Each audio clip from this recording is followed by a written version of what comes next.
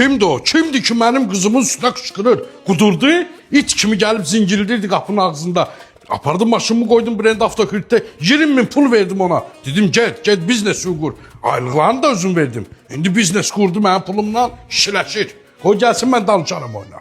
Salam. Salam. Qaynata bura 100'lük qoyuram xərcləyərsən. Lazımdır, ehtiyac yoxdur. Çıx bayra söhbətimiz var.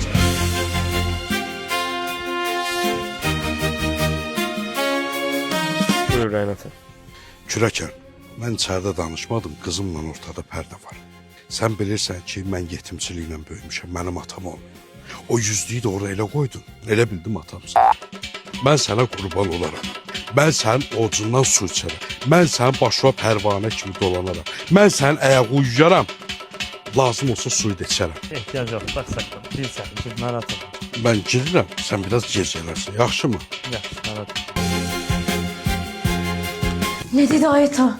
Qızım, mən ona elə söyüşlər söyledim. Ona elə şeylər yadına saldım ki, o 1-2 saatdan sonra özünə gələcək. Yaxşı, mən gedirəm yatmağa.